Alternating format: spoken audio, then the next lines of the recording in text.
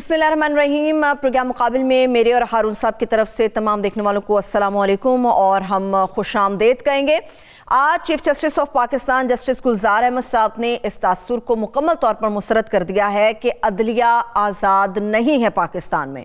इल्ज़ाम तराशी करने वाले जो इल्ज़ाम लगा रहे हैं, कोई भी एक फैसला सामने लेकर आए जो समझते हैं कि डिक्टेशन पर किया गया हो, और बाकायदा उन्होंने इस बात को चैलेंज किया और चैलेंज भी दिया उन लोगों को जो कि अदलिया के ऊपर इल्ज़ाम लगा रहे हैं। इसके ऊपर हारून साहब का तजिया लेंगे, मगर सियासत के मैदान के अंदर सियासतदान क्या कर रहे हैं ये भी आपके साथ हम शेयर करेंगे। मौलाना फजलुर रहमान साहब जो कि मौजूदा मुल्क के वज़ीर आज़म इमरान खान साहब के बारे में कहते हैं कि वो सियासत का गैर ज़रूरी अंसर हैं, और ये भी कहते हैं कि आइंदा इंतखाबात में धांधली का मुकम्मल एक प्लान तैयार किया गया है। जिस धांधली की तरफ ये पूरी ऑपोजिशन इशारा करती है वो ईवीएम के बारे में बात करती है। हारून साहब के तजिए समेत एक्सपर्ट्स के साथ भी ये जानने की कोशिश करेंगे कि ईवीएम को लेकर ये जो शोर मचाया जा रहा है धांधली के हवाले से, क्या वाकई इसमें कोई सदाकत है या फिर ये जस्ट एक प्रोपेगेंडा है। इसके ऊपर बात करेंगे। मनी लॉन्ड्रिंग केस के ऊपर FIA ने जो एलामिया जारी किया है शरीफ बरादरान से मुतालिक, वो तो आपके साथ शेयर करेंगे, मगर इसके साथ साथ नून लीग के ही अता तारड़ साहब जो बड़े बड़े दावे कर रहे हैं, बहुत सारे नाम ले रहे हैं कि उन लोगों को मुल्क से बाहर नहीं जाने दें। इमरान खान साहब के बारे में कह रहे हैं कि उन पर भी हम लोग केस बनाएंगे। उनके ये दावे किन बुनियादों पर है ये भी हारून साहब से जानेंगे। अमेरिका और चाइना के सदूर की मुलाकात कितनी अहमियत के हामिल है, माहौल के अंदर फैलती हुई आलूदगी, ज़राअत की ज़बू हाली और कच्चे के इलाके में बेलगाम डाकों के बारे में भी हारून साहब के साथ हम बात करेंगे। हारून साहब, सबसे पहले तो बहुत ही इंपॉर्टेंट ये है जो चीफ जस्टिस ऑफ पाकिस्तान ने कहा कि एक तरफ तो इल्ज़ाम तराशी कर रहे हैं, सीनियर वकील रहे हैं, सुप्रीम कोर्ट बार एसोसिएशन के साबिक सदर रहे हैं अली अहमद कुर्द साहब, वो जब ये बात करते हैं अदलिया के फैसलों के ऊपर, आप समझते हैं कि गुलजार अहमद साहब ने, चीफ जस्टिस साहब ने जो बातें की वो उनको ठंडा करने के लिए, लोगों को इत्मीनान देने के लिए काफी थी? आपको लगता है ये मामला तूल पकड़ सकता है? नहीं, तूल तो क्या पकड़ेगा, इसी तरह की बातें होती रहेंगी। ये है कि अली अहमद कुर्द साहब को एक बहुत मुखलिस आदमी समझा जाता है, मेरा ख्याल हैं भी, और उन्होंने बात चीजें दुरुस्त भी पॉइंट आउट की, लेकिन हर चीज का एक मौका महल होता है, ये उसका कोई मौका महल नहीं था। दूसरा ये है कि वो मुबालगा बहुत करते हैं और मायूसी का शिकार हैं। वकालत उनकी कोई ज्यादा चली नहीं, और वो कुछ इंसानी हमदर्दी भी है उनमें, ज्यादा फीसें नहीं लेते और अपने काम पे गालबन वो ज्यादा मुशक्कत भी नहीं करते, तकरीरों वगैरह से ज्यादा दिलचस्पी है। मामले के कई पहलू हैं, एक पहलू नहीं है, सच्चाई कहीं बीच में है। अगरचे जो अली अहमद कुर्द साहब ने जिस पैराए में कहा वो बात दुरुस्त शायद नहीं है। भाई जजों की जरूरत है, तफ्तीश ठीक होती नहीं है, तफ्तीश ही ठीक ना हो तो किस चीज पर फैसला होगा? गवाह मौजूद नहीं होते, अदलिया में जिन इस्लाहात की जरूरत है वो नहीं की गई, सहूलतें अदालतों को फराहम नहीं की जाती, जजों के तकर्रर का तरीक पहले भी गलत था, अब भी गलत है, ट्रेनिंग उनकी बेहतर होनी चाहिए। लेकिन एक और बड़ा दिलचस्प पहलू आपने नोट किया कि नारे वारे वहां लगाए गए जी। वकील खुद इंसाफ के रास्ते में सबसे बड़ी रुकावट है। अली अहमद कुर्द साहब की बातें दुरुस्त हैं, वकील सबसे बड़ी रुकावट है। वो एक पॉलिटिकल पार्टी बन गए हैं। दिलचस्प बात यह है कि वो मुख्तलिफ पार्टियों के लिए काम करते हैं, उनमें से बहुत से लोग, और फिर वो उसके जरिए सेनेटर बनते हैं और MNA बनते हैं और एडवाइजर बनते हैं और वजीर बनते हैं जी। लेकिन खुद एक पॉलिटिकल पार्टी है, ताकत है, ब्लैकमेलिंग की कोशिश करते हैं। उन्होंने अपने जजों को ब्लैकमेल किया है। जस्टिस आजम सईद खोसा ने जो अदालतें बनाई तेज रफ्तार फैसले करने के लिए, उनके रास्ते में रुकावट बने। जस्टिस लाहौर हाई कोर्ट के जो मंसूर शाह साहब थे, ताइन एक नाम जज, उनके लिए मसले पैदा किए। किस जज के लिए मसले पैदा किए? अस्पतालों तक तब पे हमले किए, अखबार नवीसों पे किए, पुलिस वालों पे किए। जहां चाहते हैं दंदराते हुए, कोई बैंक किसी वकील को कर्ज नहीं देता, कोई इनको मकान किराए पे नहीं देता। ये नहीं है कि सारे बुरे लोग हैं, बहुत अच्छे लोग भी इनमें हैं, बड़े हमदर्द लोग भी हैं, मुफ्त मुकदमे लड़ने वाले भी हैं, साफ गो भी हैं। लेकिन जैसा एतजाज साहब ने कल परसों कहा कि ऐसे वकील भी हैं कि वो कोई डॉक्यूमेंट भी पेश करें और कोई शहादत भी पेश करें तो उसको असर न अदालत का हुक्म है कि इसका जायजा लिया जाए। तो कई पहलू हैं मामले के, निजाम इंसाफ मौसर नहीं है, ये बात दुरुस्त है, मगर ये बात दुरुस्त नहीं है कि एक टेलीफोन आता है फैसला हो जाता है। देखिए, मेरा बड़ा एक्सपोजर रहा है एस्टेब्लिशमेंट के साथ, अब तो मैं नहीं मिलता हूँ लोगों से, मेरी मसरूफियात भी हैं और मैं इसको मुनासिब भी नहीं समझता कि लोगों से ज्यादा रब्ता रखा जाए। तो इस्टेब्लिशमेंट के लोग तो खुद बाद औकात बड़े नालात है कि जज जो हैं वो अपने रिमार्क्स देते हैं और उससे एक फिजा खराब होती है और मीडिया उसे उछालता है। देखिए मीडिया भी एक बाद औकात फरीक बन जाता है, लेकिन मीडिया इकट्ठे होकर एक फरीक नहीं बनता। मीडिया मुनकसिम है, मीडिया में कुछ लोग किसी के हामी है, कोई किसी के हामी है। तो अली अहमद कुर साहब मौका महल नहीं देख रहे, आदमी अच्छे हैं, मुखलिस आदमी हैं, लेकिन मौका महल नहीं देखते। और फिर ये है कि पूरी तस्वीर देखनी चाहिए ना। जो कुछ अदलिया ने बहुत बड़े बड़े ब्लंडर किए हैं, जस्टिस मुनीर से लेके और जनरल मुशर्रफ को आइन में तब्दीली का इख्तियार देने तक बहुत से ब्लंडर किए हैं। भाई आप जुर्म से नफरत करते हैं, मुजरिम से नहीं। और जो लोग चले गए, अच्छा फिर ये उन्हें अपना जो जज हजरात हैं वो अपना जो चले गए हैं बाद औकात वो असरअंदाज होने की कोशिश करते हैं। बाद तकर्रर का तरीका मैंने आपसे कहा पहले भी सही नहीं था, अब भी सही नहीं है। कोई एतदाल का तरीका इख्तियार करना चाहिए। ठीक है, मगर जिस तौर पर उनकी बात सही है, लेकिन ये चीफ जस्टिस ने अपने बारे में ठीक कहा। देखिए, बल्कि चीफ जस्टिस से तो ये कहा जाता है कि ज्यादा सख्ती करते हैं। वो किसकी बात सुनते हैं? उन्होंने कराची के मामले में किसी की बात सुनी? नहीं सुनी। या कभी उन पे कोई इल्जाम आया? और भी ऐसे बहुत से अच्छे जज भी हैं। बिल्कुल, तो ये माहौल को जजीरा नहीं होता माशरे में कि फौज एक जजीरा बन जाएगी और अदलिया एक जजीरा बन जाएगी या मीडिया एक जजीरा बन जाएगा। जब किसी कौम पर जवाल आता है तो यह हमजहत होता है। सियासी पार्टियों का क्या हाल है?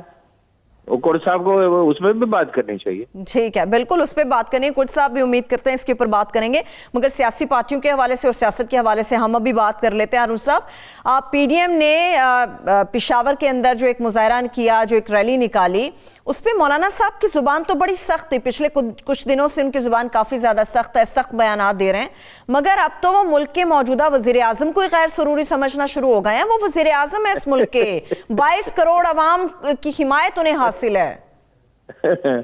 वो आपको एक तस्वीर भेजी थी, वो आपके पास है? वो जरा दिखा दें। वो डिप्रेशन के कुछ मरीज खड़े हुए हैं, वो दिखा दें जरा। वो साथ साथ चलेगी अरुण साहब, वो तो बैकग्राउंड में आप दिखा ही सकते हैं। डिप्रेशन के मरीज हो गए हैं। पेशावर के जलसे में देखिए, वो इस्माइल खां एक जर्नलिस्ट हैं पेशावर के, जिनके बारे में समझा जाता है कि वो काफी एतदाल से राय देते हैं और जहाँ तजुर्बा भी बहुत है और समझते भी हैं पख्तूनख्वा के। उन्होंने ट्वीट किया है कि बहुत ही थोड़े लोग थे, मैंने कहा असल अल्फाज तो मुझे याद नहीं है, बहुत थोड़े लोग थे। और लोगों से पूछा, उन्होंने कहा एक काउंसलर इससे बड़ा जलसा कर सकता है। अगर सिर्फ वो अमीर मुकाम साहब को कह देते, अगर वो विलिंग होते तो 8-10 हज़ार आदमी तो वो ले आते। खुद मौलाना फजलुर रहमान ला सकते थे 10-20 हज़ार आदमी। लगता है कि पैसे खर्च नहीं किए जा रहे, डिप्रेशन का शिकार है। बाकी वो पेशावर में वो उसको क्या फालतू करार दे रहे हैं। इमरान खान की गलतियां तो हैं, इसमें तो कोई शुबह नहीं है। बहुत जो आदमी पंजाब में 5 चीफ सेक्रेटरी बदल दे और पंजाब 5 आईजी बदल दे, खुदा खुदा करके कोई ढंग के लोग आए हैं। और वहां उस तजुर्बे के बाद, परवेज खटक वाले तजुर्बे के बाद, अपने एक ऐसे आदमी को लाके बिठा दिया जो कुछ करा नहीं सकता। वो भी बुज़दार है, वसीम अकरम प्लस है वो भी वहां का।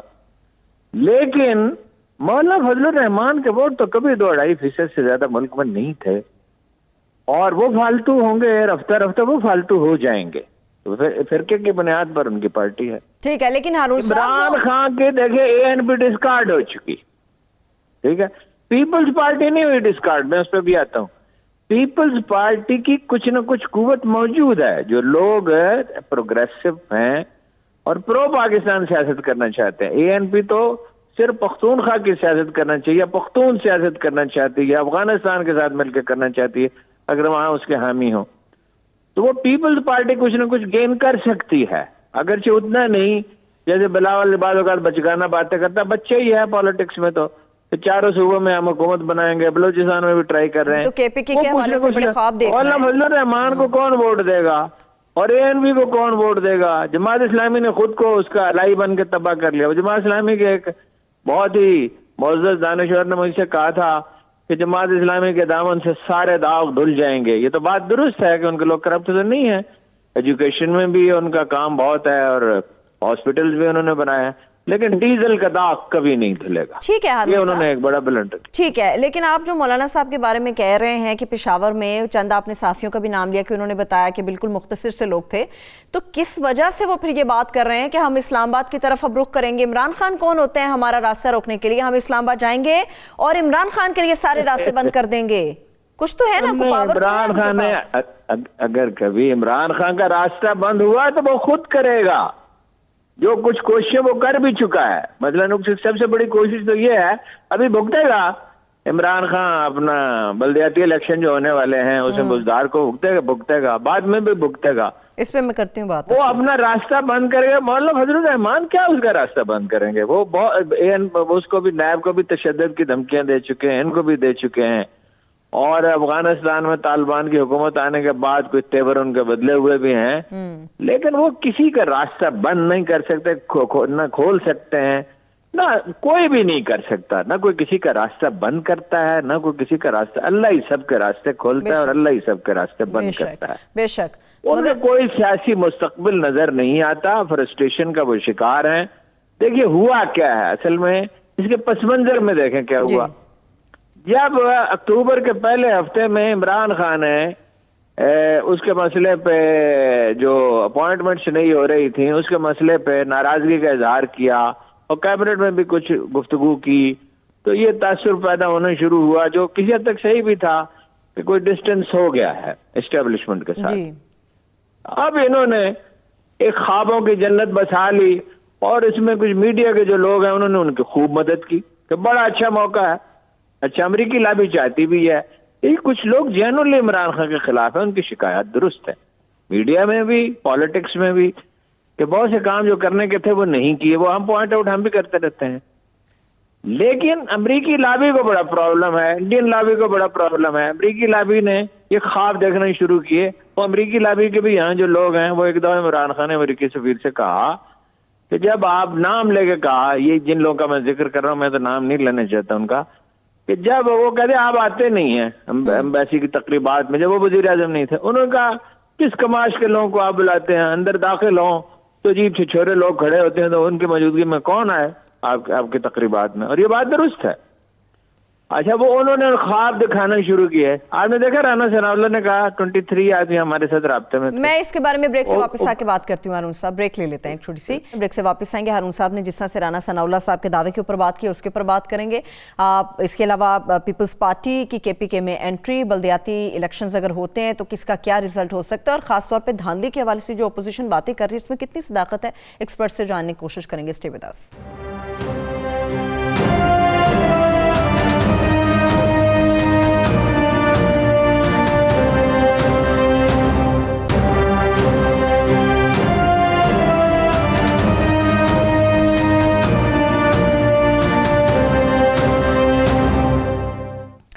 Welcome back. हारून साहब, आप ब्रेक से पहले राना सनाउल्लाह साहब के दावों की बात कर रहे थे कि 23 अरकान हमारे साथ थे, फिर क्या हुआ वो कहानी भी सुनाए, मगर दावे तो पूरी नून लीग के लोग कर रहे हैं। अता तारड़ साहब भी कुछ दावे कर रहे हैं, उनके ऊपर भी आते हैं। वो खुशफहमी की एक जन्नत आबाद कर ली थी। नवाज शरीफ साहब बहुत नाराज हैं, डांट डपट कर रहे हैं लीडरों को कि आपने मुझे ख्वाब दिखाए। नवाज शरीफ साहब ये समझे जब उनसे राब्ता किया गया कि बस अब उनके लिए मैदान खुला है, उनसे इसलिए नहीं राब्ता किया गया था। उनसे मैंने आपसे पहले भी अर्ज किया था, इसलिए राब्ता किया गया था कि इलेक्शन फेयर हो, जो फेयर होने चाहिए। वो तो PDM का ये मुतालबा तो दुरुस्त है, लेकिन अब बारी साहब से पूछ लें कि EVM मशीनों में उनका जो मौकफ है उसने दलील है, कितनी माकूलियत है। ठीक है, इस वक्त साबिक सरबरा फाफिन सरवर बारी साहब हमारे साथ मौजूद हैं। सरवर बारी साहब, बहुत शुक्रिया सर आपके कीमती वक्त का। पहले तो अपोजिशन मुसलसल शोर मचा रही थी, फिर मौलाना साहब ने बात की कि नए इंतखाबात में धांधली की तैयारियां हो रही हैं, फिर आज शायद खाकान अब्बासी साहब ने भी कहा मशीनें लाने की वजह यह है कि 2023 के जो इलेक्शंस होंगे उनमें धांधली दोबारा से होगी, मतलूबा नताइज अपनी मर्जी के हासिल किए जाएंगे। क्या वाकई ऐसा है कि मशीनें आने के बाद धांधली के हवाले से जो कहा जाता था कि ख़त्म हो जाएगी वो दोबारा से फैल जाएगी, बढ़ जाएगी? इसमें सदाकत कितनी है? मशीनों का इस्तेमाल कैसे होगा? देखिए, पहली बात तो ये है कि ये समझना जरूरी है कि जो मौजूदा निज़ाम है उसमें धांधली के क्या क्या हथकंडे इस्तेमाल किए जाते हैं। 10 का इलेक्शन हमारे सामने है, उसकी जो इंक्वायरी रिपोर्ट्स हैं उसमें सारी चीज़ें सामने आ गई हैं। लेकिन ज़रा उन्होंने ओवरकिल किया था, उसकी वजह से एक्सपोज हो गया। लेकिन ये समझना कि बाकी हलकों में धांधली नहीं होती तो ये बहुत हमारी खामख्याली है। Free and fair election network, हम जो इलेक्शन ऑब्जर्व करते हैं तो हमें इरेगुलरिटी जो है वो पोलिंग स्टेशन के बाहर से लेकर पोलिंग स्टेशन के अंदर और आरओ के दफातर में जो गिनती होती है सारी जगहों पे हमें नजर आती है। एक सादा सी बात है कि जो ईवीएम के आने से ये जो सारे मामलात हैं इलेक्शन के मामला जो हैं वो पोलिंग स्टेशन के अंदर वाले जो धांधली की चीजें हैं, इरेगुलरिटीज है। मसलन सिंपल बात यह है कि आप किसी और का शनाख्ती कार्ड लेके आ गए हैं, पोलिंग एजेंट्स को आपने वरांडे में बैठा दिया है और पोलिंग बूथ अंदर है, और जो प्रिजाइडिंग अफसर है उसने आपको जो बैलेट पेपर दिया है उसकी बैक साइड पे उसको वो स्टैम्प करना है, उसको दस्तखत करने हैं, और उस काउंटर फाइल पे भी उसने सारी तफसीलात लिखनी है। वो नहीं लिखता तो वो जो बैलेट पेपर है वो गिनती से बाहर हो सकता है गिनती के वक्त। तो आपको पता है कि 2018 के इंतखाबात में 16 लाख से ज्यादा वोट जाया हो गए, यानी कि 16 लाख वोटर जिन्होंने लंबे क्यू में खड़े रहे देर तक, या औरतें, उनका वोट महज इसलिए जाया हो गया क्योंकि जो उनको समझ नहीं आ रही थी कि उन्होंने कैसे लगाना है, या जो प्रिजाइडिंग ऑफिसर्स हैं उन्होंने बैलेट पेपर की बैक साइड पे दस्तखत नहीं किए, उसने अपने पोलिंग बूथ की जो स्टैंप है उस पर नहीं लगाई और गिनती के दौरान वो वोट बाहर हो गया। तो एक तो ये बात है कि ये जो वोट जाया होते हैं लाखों की तादाद में, ये तो बिल्कुल खत्म हो जाएगा, ये जीरो हो जाएगा। अच्छा, ये बहुत बड़ी अचीवमेंट होगी इलेक्ट्रॉनिक वोटिंग मशीन। ठीक है। दूसरी जो बहुत एक सबसे बड़ी जो इरेगुलरिटीज हमने देखी है खास तौर पे 2008 के इंतखाबात से लेकर 2018 के इंतखाबात में मुसलसल जो मामला है कि जी जो पोलिंग स्टाफ है वो बैलेट पेपर को प्रॉपरली तैयार नहीं करता और फिर वो गिनती से बाहर हो जाते हैं, तो एक ये भी खत्म हो जाएगा। और ह्यूमन एलिमेंट जो है, human involvement in electoral processes जो है पोलिंग स्टेशन के अंदर और गिनती के मराहल में, वो खत्म होने की बायस धांधली के जो पुराने तरीके हैं अगर वो 100% नहीं खत्म होंगे तो मेरा अपना ख्याल है कि वो 90% धांधली के पुराने तरीके एलिमिनेट हो जाएंगे। तो इसलिए जो लोग ये आर्ग्यू कर रहे हैं कि धांधली बढ़ जाएगी, तो अभी तक मैंने नहीं सुना किसी भी जो लोग ये दावा करते हैं वो कोई आर्गुमेंट दें, कोई दलील दें, कोई सबूत लेके आए। लेकिन सरवर बारी साहब, अपोजिशन का ये इल्जाम इस वजह से है कि वो कहते हैं कि 2018 के इलेक्शन में इमरान खान की तरफ से जो एक तजर्बा और किया गया था, जो चीजें सामने आई थी, उसके बाद फिर अब मशीनों का मामला है, तो डेफिनेटली इसमें भी दाल में कुछ काला है, इसी वजह से मशीनें को लाया जा रहा है। आपको याद है 2018 के भी इंतखाबात में मसाइल हुए?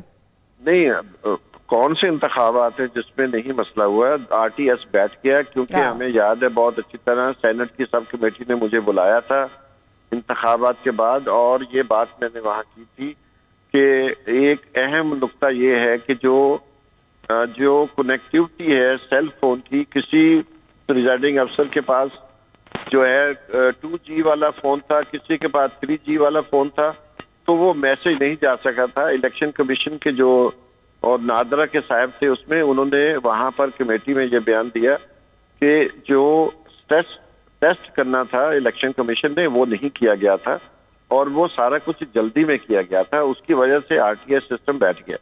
लेकिन जो उसका लॉग है, वो लॉग जो है वो आज तक मौजूद है, वो तमाम पोलिंग स्टेशन का लॉग और जो 16,000 सीसीटीवी कैमरे लगाए गए थे उनकी फुटेज आज तक महफूज है। और ये बात मैंने सेनेट की कमेटी के सामने रखी थी कि आप साहब बहुत गुजारिश ये है कि ये तो बहुत लंबा मौजूद है, किसी दिन आपसे तफसील से इस पे बात करेंगे। आपका बहुत शुक्रिया। बहुत मुश्किल हो जाएगा, इसको तवील नहीं कर सकते, मौजू अहम है, तो फिर किसी दिन आपसे इस पे अलग से बात करेंगे इंशाल्लाह। बहुत शुक्रिया सरवर बारी साहब, मुझे सर आपके वक्त का शुक्रिया। हारून साहब यहीं से कंटिन्यू करेंगे, बाकी आप बल्दियाती इलेक्शंस के हवाले से बात कर रहे थे, क्या रहेगा, किसका रिजल्ट क्या आ सकता है बल्दियाती इलेक्शन में? वो तो देखिए, वो तो एक खुदकुशी होगी, वो बल्दियाती इलेक्शन लड़ने के काबिल नहीं है, बस उसमें कुछ ज्यादा तफसील में जाने की जरूरत नहीं है।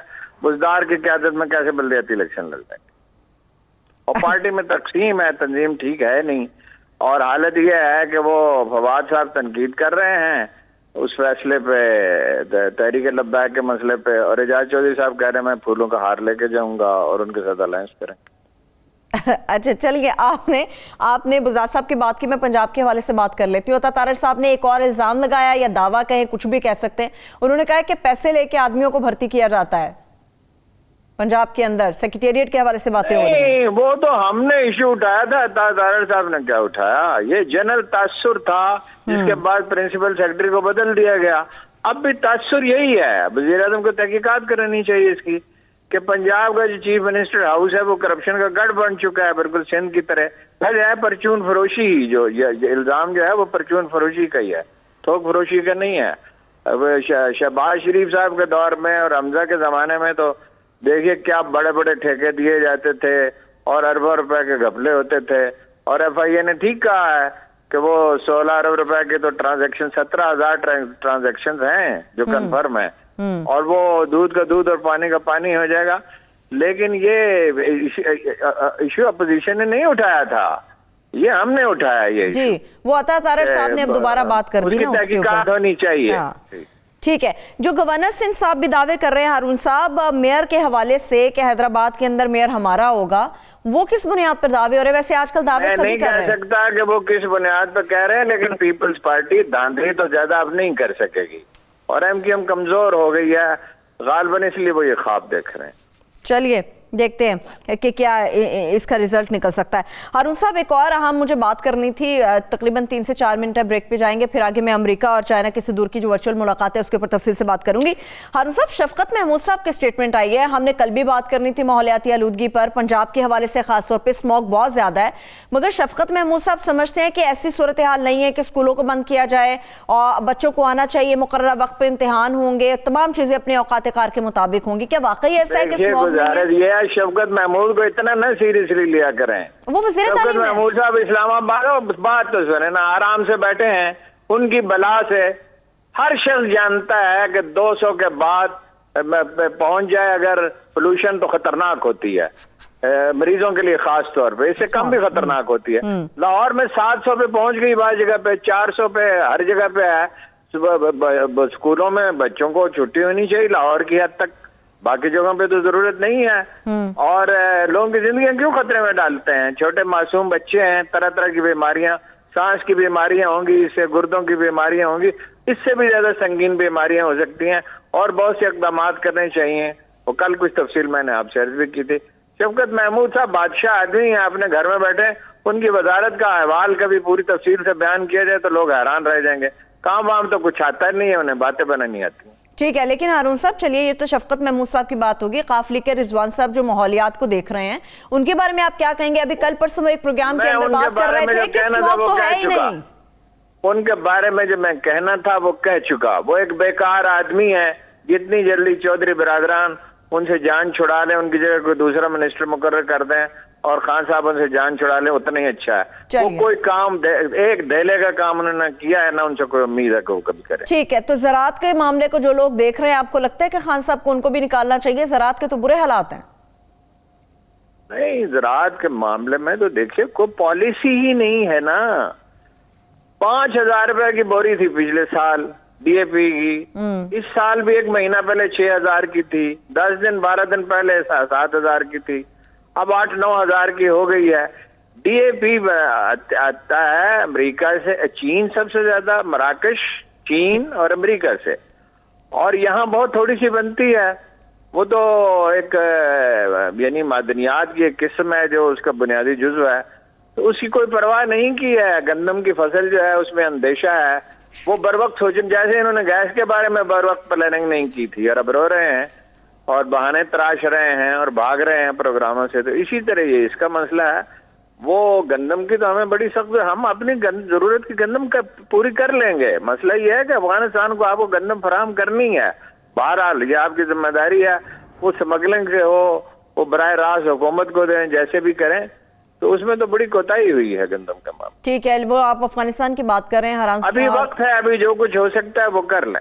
ठीक है, लेकिन हारून साहब, वज़ीर आज़म ने किसान पैकेज का भी तो ऐलान किया था, उसके जरिए भी तो कुछ हो सकता था। ना ज़राअत सही है, ना हमारा किसान कुछ दुरुस्त ना है। कुछ हो रहा है, कुछ लोगों को दे रहे हैं मुकर्रर कीमत पे, लेकिन बार बार मसला ये कि इतनी इनकॉम्पिटेंट गवर्नमेंट के साथ कैसे कर सकते हैं। सिविल सर्विस के साथ ताल्लुकात ठीक नहीं है, पटवारी बिगड़े हुए हैं, महकमा खुराक जो है वो उसकी हालत खराब है, तो वो उसके लिए काम करने वाले लोग भी चाहिए ना। देखिए, परवेज खटक ने एक तरह से धोखा दिया इमरान खान को।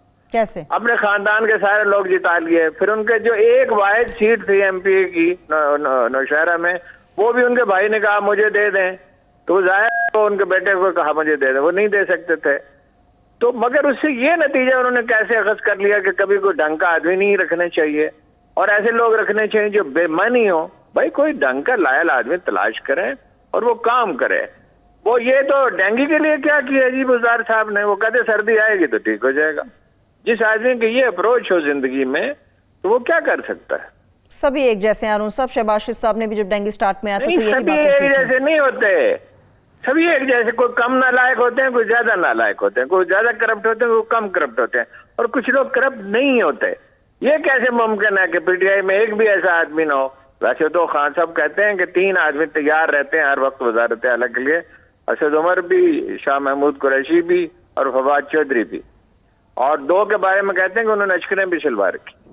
लेकिन ये कि कोई आदमी तो एक ढंग का तलाश कर ले। ठीक है, ब्रेक की तरफ चलते हैं। एक छोटी सी ब्रेक से हम वापस आए। तो अमेरिका और चाइना के सदूर की जो वर्चुअल मुलाकात हुई है, कितनी अहमियत के हामिल है, क्या बड़े बड़े फैसले हुए हैं, खित्ते पर इसके क्या असरात हो सकते हैं, इसके पर बात करेंगे। क्रिकेट मैच के हवाले से बांग्लादेश के साथ जो सीरीज हुई उसके क्या नतीजे हैं और क्या क्या रिजल्ट सामने आए हैं, वो भी आपके साथ शेयर करेंगे। हमारे साथ रहिए।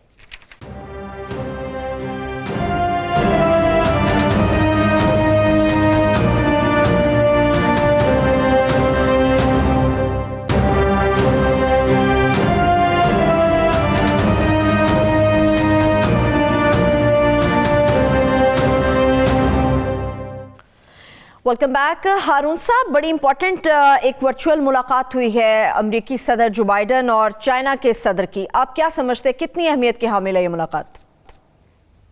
अहमियत की तो बहुत हामिल है, लेकिन कोई खास ब्रेक थ्रू नहीं हो सका। पहली बात तो ये है कि ये अमेरिकियों की ख्वाहिश पे हुई है। पहले तो वो बहुत कोशिश कर रहे थे कि अमेरिकी वजीर दफा जो है वो उनके नायब से मिल लें, लेकिन वो टालते रहे। ठीक, फौरी मसला जो है माहौलियात के सिवा किसी चीज पर इत्तफाक राय नहीं हो सका, और किसी कदर अपोलोजेटिक भी थे जो बाइडन ये कहा आप मेरे पुराने दोस्त हैं, चूंकि नायब सदर रहे हैं, इनकी मुलाकात रही है, और ये भी कहा कि एक चीन को हम तस्लीम करते हैं, लेकिन बुनियादी हुकूक का मसला है। बुनियादी हुकूक का आपको क्या दर्द है सर, आप दुनिया के ठेकेदार हैं।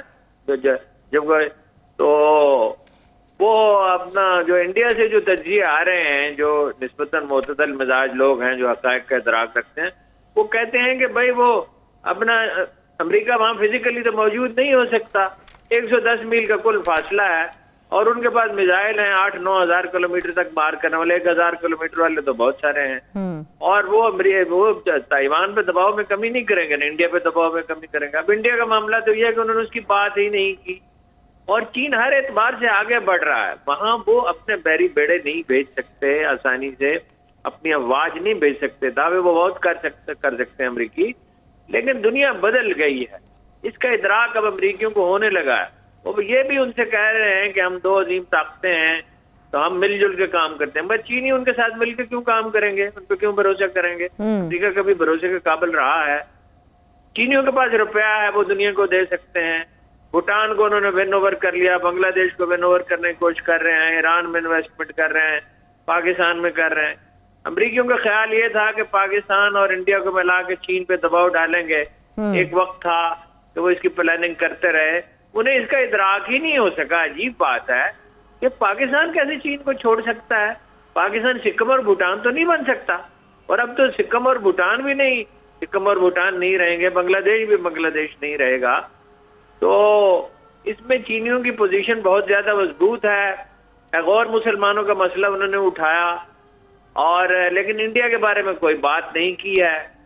तो मेरा ख्याल है कि कोई पेशरफ्त तो नहीं हुई, अगरचे राब्ता बरकरार रहेगा। इस एतबार से पॉजिटिव है कि 2 बड़ी ताकतों का राब्ता रहना चाहिए। उन्होंने कहा, जो बाइडन ने कहा कि हम कंपटीटर हो सकते हैं, वो हरीफ नहीं हो सकते, तो उन्होंने कहा हम तो कंपटीशन भी नहीं चाहते, हम तो ये चाहते हैं मिलजुल के काम करें। अच्छा, रुपया अमेरिकियों के पास है नहीं, कोई प्लान नहीं है, कोई प्लान वो बनाते हैं पाकिस्तान से। वो क्या चाहते हैं? इशारतन ये कहते हैं कि भाई आप 40 से 50 बिलियन डॉलर आपके लोन माफ कर देंगे, इशारतन, कभी वाज़ेह बात नहीं हुई इस पे। ठीक।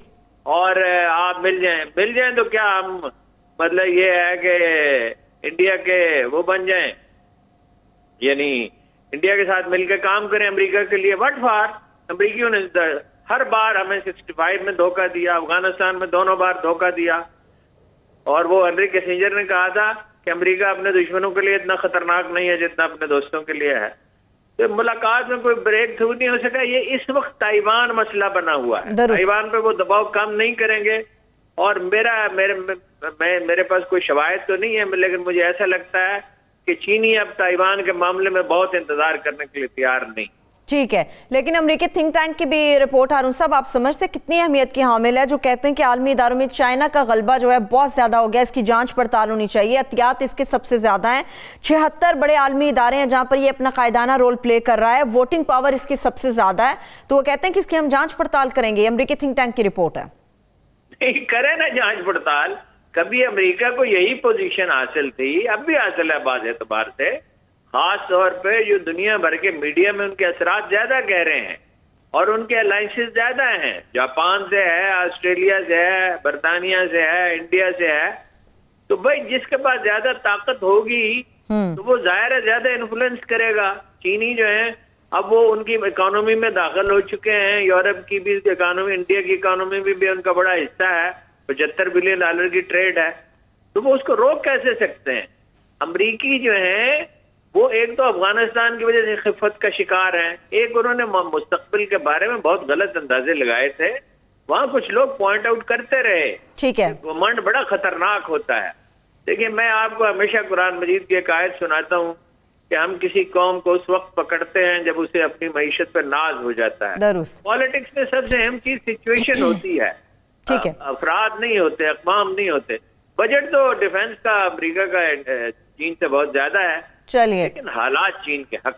ठीक है, इस पे फिर इंशाल्लाह ताला तफसील से बात करेंगे। मेरे पास लास्ट 2 मिनट्स हैं और हमें बांग्लादेश सीरीज से भी बात करनी है। किसी तारीफ के मोहताज नहीं, आमिर खाकवानी साहब स्पोर्ट्स को बड़ा करीब से देखते हैं, कॉलमिस्ट हैं और बड़ी दिलचस्पी है इन तमाम मामलात में, और बड़े बारीक नकात जो हैं वो हमारे साथ जब भी T20 सीरीज के हवाले से इनको मदऊ किया गया, बड़े ज़बरदस्त तरीके से उन्होंने अपना तजिया दिया। बहुत शुक्रिया आमिर खाकवानी साहब, थैंक यू वंस अगैन कि आपने आज फिर हमें ज्वाइन किया। बांग्लादेश सीरीज के हवाले से आप क्या समझते हैं? कहा जा रहा था कि पाकिस्तानी खिलाड़ियों का मोराल शायद थोड़ा सा गिर गया है, मगर आज जो बांग्लादेश सीरीज के हवाले से एक फतह नसीब हुई है, वो आप समझते हैं कि वंडरफुल प्ले किया उन्होंने? नहीं, देखिए, पाकिस्तान ने कल वाला मैच भी जीता और वो भी थोड़ा सा क्लोज गया था मैच, लेकिन आज तो बहुत अच्छे तरीके से मैच जीता। असल में देखिए, ये हमें समझना चाहिए, बांग्लादेश में पिचेस बहुत स्लो बन रही हैं, और बल्कि जो T20 का जो इस वक्त जो ट्रेंड है उस लिहाज से नेगेटिव पिचेस हैं, और इन पिचेस पे इन्होंने कामयाबियां हासिल की हैं। यानी अभी पिछले 6 माह में इन्होंने ऑस्ट्रेलिया जो वर्ल्ड चैंपियन बना T20 का, उसको बांग्लादेश ने हराया है अपने इस तरह की स्लो पिचेस बना के। अच्छा, और न्यूजीलैंड को हराया है, इंग्लैंड को भी टेस्ट सीरीज हराई है। तो न्यूजीलैंड बांग्लादेश के क्रिकेट बोर्ड की ये उनकी एक मनफी स्ट्रेटेजी है, तो ऐसी स्लो पिचें बनाते हैं जहाँ पे गेंद थोड़ा सा नीचे रहे, जिसमें डबल बाउंस हो, और चूंकि बांग्लादेशी खुद तो वो उन पिचों के दायरे एक्सपर्ट है, उनके स्पिनर भी अच्छे हैं और उनके बैट्समैनों को पता है कि इन पिचेस पे किस तरह खेलना है। तो इन बड़ी टीमों को, अपने से कई गुना बड़ी टीमों को उन्होंने हराया है। लेकिन उसका नुकसान ये हुआ है, जब T20 वर्ल्ड कप में वो खेले हैं तो उसमें वो एक मैच भी नहीं जीत सके। जो उनका जो मेन यानी जो टूर्नामेंट था, जो ग्रुप 12 था, जो उसमें एक मैच नहीं जीत सके बांग्लादेश। वाइट टीम है जो सारे मैच हार रही है, तो ये इनको नुकसान हुआ है। तो पाकिस्तान को भी उन्होंने उसी स्ट्रेटजी के तहत जेर करने की कोशिश की थी, लेकिन पाकिस्तानियों ने ज्यादा अच्छा परफॉर्म किया उनसे, पाकिस्तानी बैट्समैनों ने भी, पाकिस्तानी बॉलर ने भी। बिल्कुल मुख्तसर आमिर खाकवानी साहब, रुकिएगा जरा खाकवानी साहब, ये बताइए कि हसन अली ने जो इशारा किया और वो अपना शाहीन अफरीदी ने जो बराह रास्त कहा जाता है कि उसको हिट किया बंगाली प्लेयर को, तो हमारे खिलाड़ियों को जरा ज्यादा मोहतात नहीं होने चाहिए। बांग्लादेश में बहुत पॉलिटिकल इम्प्लीकेशंस हैं चीजों की। बिल्कुल बिल्कुल आप ठीक कह रहे हैं। और हसन अली ने जिस तरह इशारे किए वो भी नहायत ही नामुनासिब थी, और शायद मेरा ख्याल है वो वर्ल्ड कप में जो उसमें बहुत तनकीद हुई थी, और वर्ल्ड कप में तनकीद के बाद चलिए बहुत शुक्रिया आमिर खाकवानी साहब, माजरत के साथ बिल्कुल वक्त नहीं है, आपके वक्त का बेहद शुक्रिया। हारून साहब का भी शुक्रिया, देखने वालों को शुक्रिया। मुझे इजाज़त दीजिए, अपना ख्याल रखिए, खुदा हाफिज़।